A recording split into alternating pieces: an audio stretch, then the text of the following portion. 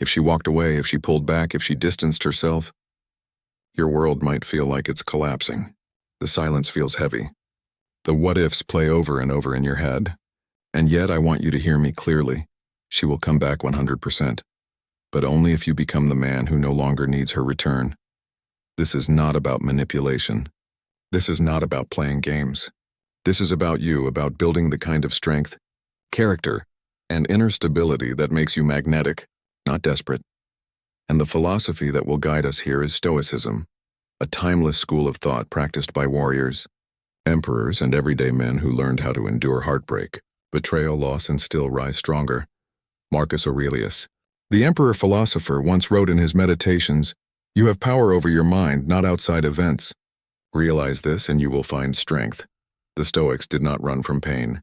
They faced it, studied it, and transformed it into power. Today we are going to do the same. In this video, we will explore 10 Stoic lessons that will completely reshape how you see her leaving and how you handle relationships as a man. Each lesson comes from Stoic wisdom, explained deeply with real-world examples and followed by practical steps you can use starting today. By the end, you will no longer fear if she comes back, because you'll know she will, but by then, you'll have become such a powerful version of yourself that whether she does or not won't even matter. So let's begin. Lesson 1. Control what you can. Accept what you cannot. The very foundation of Stoicism lies in the dichotomy of control, taught by Epictetus. He said, "Some things are in our control and others not. Her feelings, her decisions, her absence, these are not within your control. Your thoughts, your actions, your discipline, your focus, these are think about it. Every ounce of energy you waste obsessing over why she left, who she's talking to, or if she'll text you back, that is power leaking from your soul. Power that could be used to build your body, sharpen your mind, grow your finances, and elevate your life." Practical application. Each morning, write down 2 lists. What's in my control today? What's outside my control today? Train yourself to pour energy only into the first list. Once you master this, you'll feel lighter. You'll stop chasing what runs from you, and ironically, that's what makes her chase you. Life is full of uncertainty. People come and go. Relationships shift. Careers rise and fall. We face rejection, heartbreak, financial struggles, and unexpected challenges. And yet the wisdom of Stoicism gives us a guiding principle that can carry us through any storm. Control what you can, accept what you cannot. This teaching, first articulated by Epictetus, is at the very foundation of Stoic philosophy. It is known as the dichotomy of control, a clear separation between what is within our power and what lies outside of it. Mastering this distinction is one of the most liberating shifts a man can experience, especially in relationships, business, and personal growth. The Stoic foundation Epictetus, a slave who rose to become one of the greatest philosophers in history, wrote in his Enchiridion, "Some things are in our control and others not. Things in our control are opinion, pursuit, desire, aversion, and in a word, whatever are our own actions. Things not in our control are body, property, reputation, command, and in one word, whatever are not our own actions." This means you can control your thoughts, your choices, your discipline, your reactions. You cannot control what others think, what others feel, or what fate brings to your doorstep. Why this matters in relationships: when a woman pulls away, rejects you, or leaves, the natural reaction is to panic and fight against it. You might chase her, overanalyze her words, or try to manipulate her back into your life. But here's the harsh truth. You cannot control her heart. What you can control is how you respond to her leaving, how you carry yourself in the aftermath, how you rebuild your focus, your purpose, and your strength. By pouring energy into what you can control, you regain power. By obsessing over what you cannot control, you remain powerless.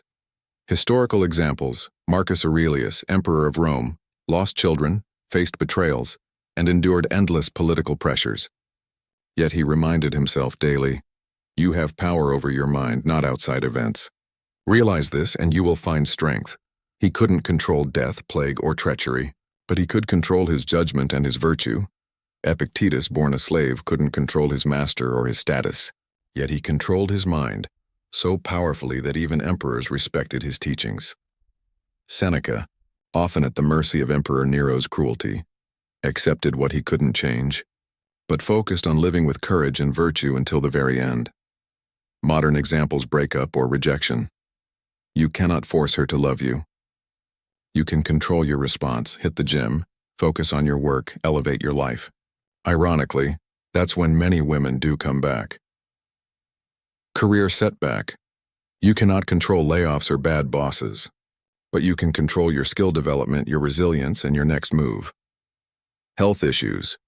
You cannot control every illness, but you can control your diet, exercise, and mindset. Practical application. Here's how you can apply the Stoic dichotomy every day. Step 1. Identify each morning. Ask yourself, what is in my control today? What is outside of my control today? Step 2. Pour your energy into the first list only. Step 3.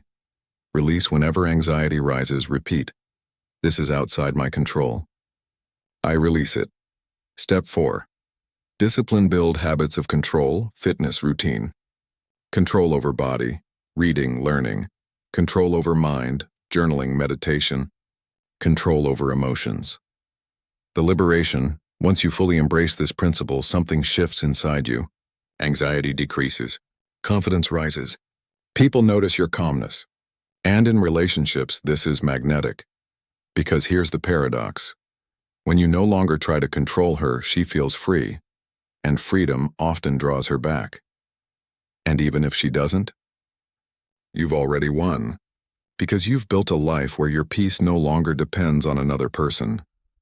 Final thought: control what you can, accept what you cannot. This is not resignation, it is liberation. It is not weakness, it is strength. When you stop wasting energy on what is beyond you, you unlock incredible power over what is within you. And that power transforms you into the man you were always meant to be. Lesson 2. Pain is not the enemy. It's the teacher. Seneca wrote, "Fire tests gold. Suffering tests brave men. Her leaving is painful, yes, but pain is not punishment, it is training.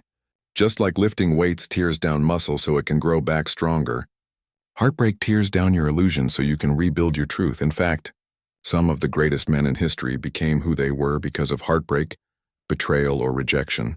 Marcus Aurelius lost children, lost friends, and led Rome through plagues. Yet he used his suffering to deepen his wisdom and strengthen his rule. Practical application. Instead of asking, "Why me?" ask, "What is this pain here to teach me?" Journal your answers daily. Turn your suffering into lessons. When you see pain as a teacher, not a curse, you stop being its victim and you start being its student. Pain. The very word makes most of us uncomfortable. We try to avoid it, numb it, or escape it. Whether it's heartbreak, rejection, failure, or loss, we are conditioned to see pain as the enemy, as something unfair, something to run from. But the Stoics, those ancient philosophers of resilience, saw pain differently. To them, pain was not a curse. It was a teacher. It was the fire that tested the strength of a man's soul. Seneca once wrote, "Fire tests gold. Suffering tests brave men." In other words, just as heat purifies metal, pain purifies character. Let's break this down and see how this wisdom applies to your life, especially if you are struggling in relationships, heartbreak, or life's challenges. Pain reveals who you truly are. When everything is easy, when love is stable, when money is flowing, when life is smooth, it's easy to think you're strong. But remove the comfort, and suddenly the truth surfaces.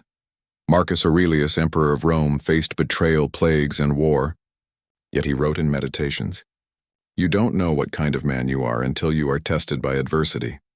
That means your current suffering is not meant to destroy you. It's meant to reveal you. Practical step.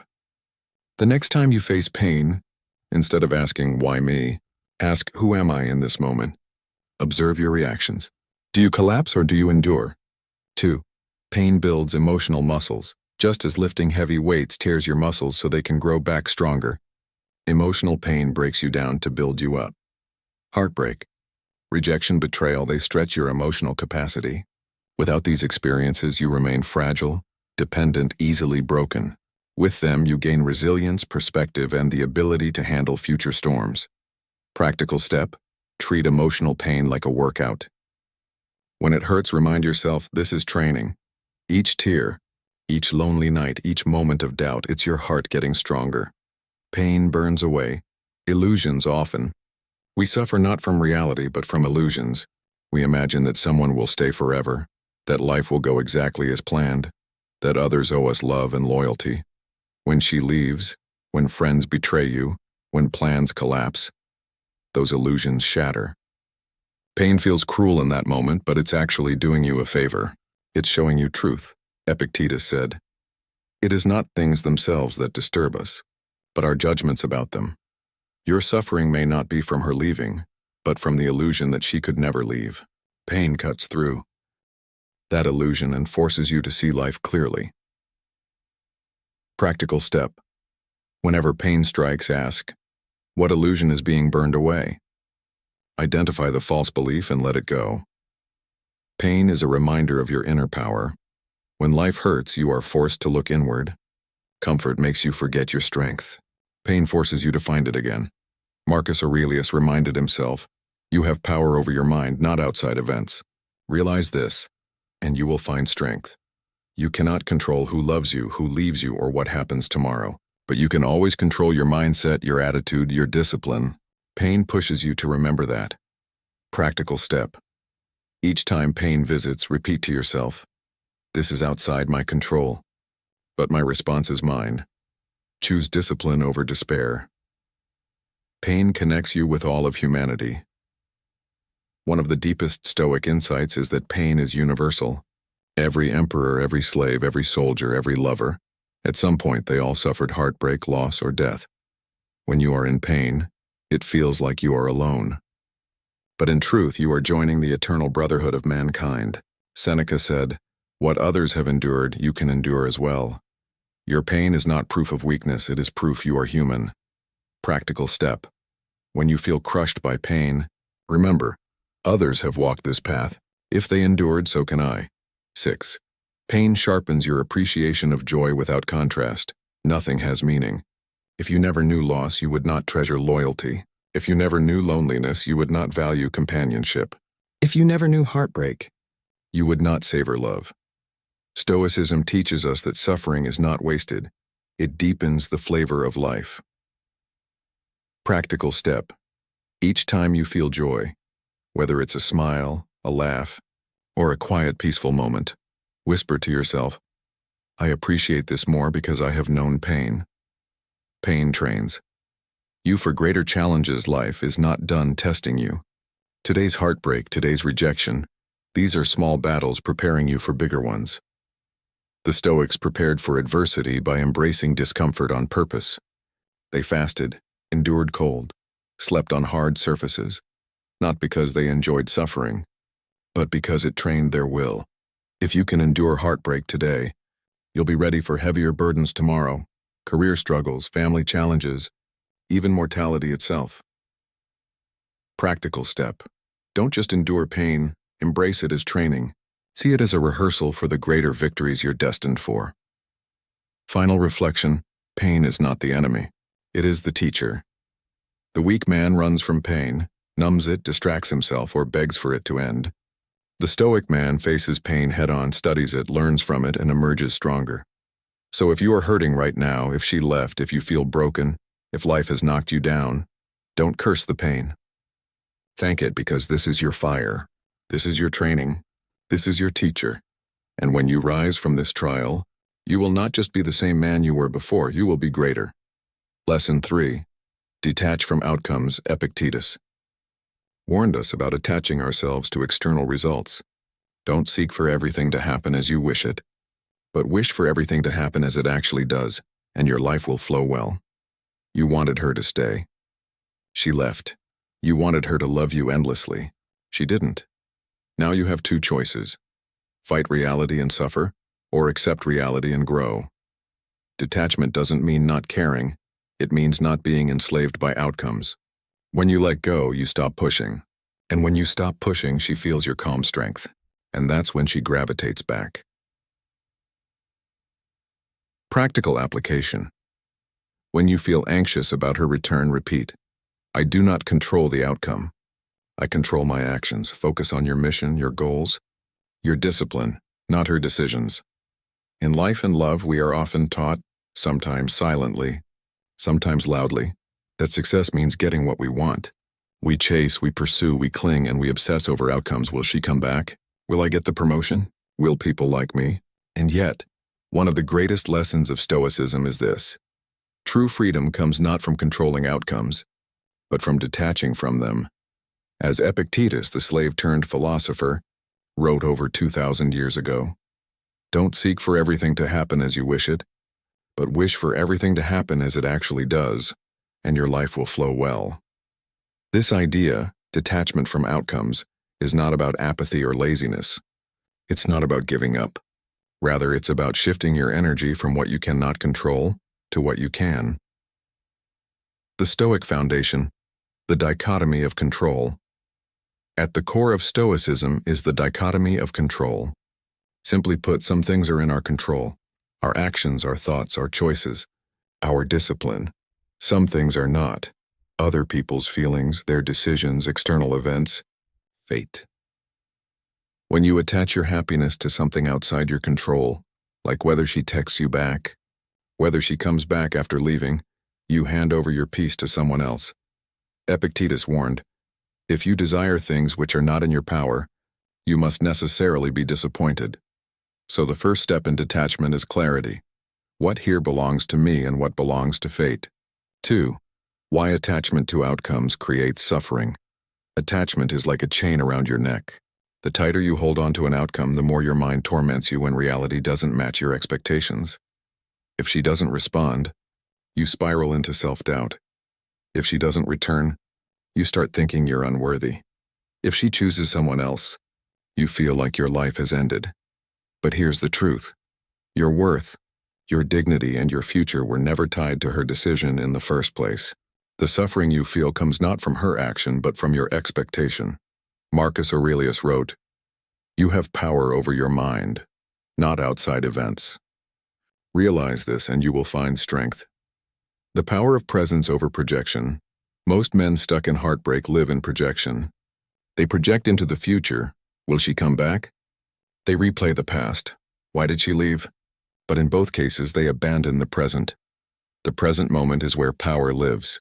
The gym, the work, the discipline, the laughter with friends, the breath in your chest, all of this happens now. Outcomes live in the future. Your control lives in the present. The Stoic practice, then, is to pull yourself back again and again to the only place you can act: this moment. Detachment does not mean indifference. One of the biggest misunderstandings about detachment is thinking it means not caring. But Stoicism never asked men to stop caring. It asked them to stop clinging. Epictetus didn't tell people not to love. He said, when you kiss your child, say to yourself, tomorrow they may die. Not because love is bad, but because everything in life is temporary. To detach is to love fully but without fear of loss. To give your best in a relationship but not collapse if it ends. Modern example. Relationships. Imagine a man whose girlfriend leaves him. If he is attached to the outcome, her return, he spends his days checking his phone, stalking her social media, and feeling powerless. But if he practices Stoic detachment, he says, her decision is not mine to control. What is mine? My discipline, my health, my purpose, my growth. He focuses on building himself. He trains, he works. He meditates. He creates. And in doing so, he becomes magnetic. Ironically, this is often when she does return, not because he begged, but because he let go. Practical steps to detach from outcomes. Detachment is not passive, it's trained like a muscle. Here's how you can practice it daily. Reframe rejection. Instead of, I lost her, say, I am being redirected. Daily journaling. Ask, what's in my control today? What's outside of it? Affirmations. Repeat, I do not control outcomes. I control my actions. Silence the chase. Stop over-texting, stop checking her socials, stop chasing. Every action of desperation weakens you. Fill the void with purpose. Replace waiting with building. Gym, skills, mission, brotherhood, spirituality. The more you invest in what you control, the less the uncontrollable disturbs you. The paradox of letting go. Here's the irony. When you finally let go of outcomes, When you stop needing her return, you become the man she is most likely to return to. Why? Because women, like everyone, are drawn to strength, not desperation. Detachment radiates calmness, self-assurance, and independence. It's not about playing games. It's about becoming the man who is whole without her. And when you are whole, she feels it. Conclusion. Freedom lies in detachment. To detach from outcomes is to reclaim your freedom. It is not about losing passion. It is not about avoiding relationships. It is about shifting your focus from what you can't control, her decisions, her feelings, her return, back to what you can control, your actions, your growth, your virtue. When you live like this, two things happen. You become unshakable, no matter what happens. Life, people, and yes, even women are drawn back to you naturally. So, remember this Stoic truth. Detach from outcomes. Attach to your principles, because in the end, it's not the outcome that defines you, it's the man you become along the way. Lesson 4. Memento mori. Remember you will die. This may sound dark, but the Stoics constantly reflected on death, not to be morbid, but to remind themselves of life's brevity. Marcus Aurelius wrote, "You could leave life right now. Let that determine what you do and say and think. Think about this. In 100 years, neither you nor she will be here. So why waste your precious time begging, crying, or clinging? Every moment you spend waiting is a moment stolen from your limited life." Practical application. Each day remind yourself, my time is limited. What will I do with today? Replace waiting with action. Go to the gym, learn a skill, build a business, deepen your friendships. Live fully. When you live like this, she will feel the shift, and whether she returns or not, your life will already be rich. Lesson 5. Amor fati. Love your fate, Nietzsche. Later adopted this Stoic principle, but it was the Stoics who first embraced it. Amor fati, to not only accept fate, but to love it. Seneca said, "Fate leads the willing and drags along the unwilling. Her leaving is not an accident. It is part of your path. If she left, it was meant to teach you, to refine you, to redirect you. Stop resisting it. Instead, embrace it as necessary for your evolution." Practical application. When something bad happens, immediately reframe it. This is fuel for my growth. Treat every rejection as redirection. Once you love your fate, life stops breaking you and starts building you. Lesson 6. Self-mastery is attraction. The Stoics were obsessed with self-discipline. Marcus Aurelius, despite being emperor, lived simply, trained his mind, and controlled his desires. Modern men lose women because they lose control, emotions, jealousy, laziness, addiction. But the man who governs himself is unshakable, and that unshakable presence is irresistibly attractive. Practical application. Develop routines of mastery. Daily exercise, reading, philosophy. Controlled diet, consistent sleep. Master your reactions. When she tests you, respond calmly, not with anger. When you master yourself, you no longer chase, because you are the prize. Lesson 7. Virtue is the true measure of a man.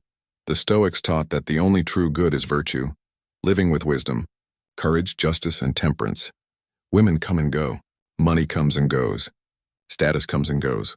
But your character, that is eternal. Seneca said, "A good character, once established, is not easily overthrown." Practical application.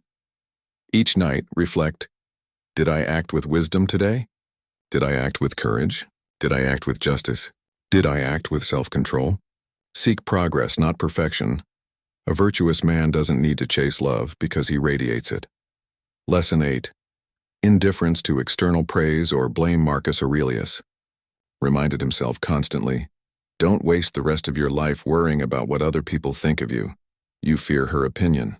You fear her rejection. But the Stoics trained themselves to be indifferent to both praise and blame. Because if your happiness depends on someone else's approval, you are not free. Practical application. When you feel the urge to prove yourself to her, pause and ask, am I living for her opinion or my principles? Practice doing things without telling anyone. Train in silence, build in silence, succeed in silence. Freedom begins when you stop being controlled by others' judgments. Lesson 9. The present moment is all you have.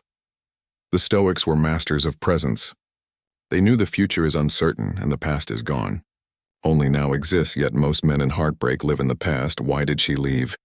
Or the future. Will she come back? Both rob you of the only thing you actually have, today. Practical application. Practice mindfulness daily. Focus on your breath, your surroundings, your actions. When your mind drifts to her, gently bring it back to this moment. When you live in the present, you radiate calmness, and calmness is rare and attractive. Lesson 10. The paradox of letting go. Finally, the most powerful Stoic truth in relationships: when you stop clinging, you stop losing. Epictetus said, if you want to improve, be content to be thought foolish and stupid. Meaning, be okay with seeming like you don't care too much. Be okay with letting her walk away, because only then do you stand tall in your independence. And paradoxically, that's what makes her return. Women are drawn to men who don't need them. Practical application. Stop chasing. Stop texting first. Stop checking her socials. Replace that energy with building yourself. When you let go, she feels it. And when she feels it, the gravity pulls her back. Conclusion, brothers, remember this. She will come back 100%. But by then you may not even care, because you'll have become a man so powerful, so centered, so free that her presence or absence cannot shake you. That is the essence of Stoicism. Unshakable inner strength. So do not cry. Do not beg. Do not chase. Instead, rise, build, master yourself, because when you do, she won't just come back. The world itself will come to you.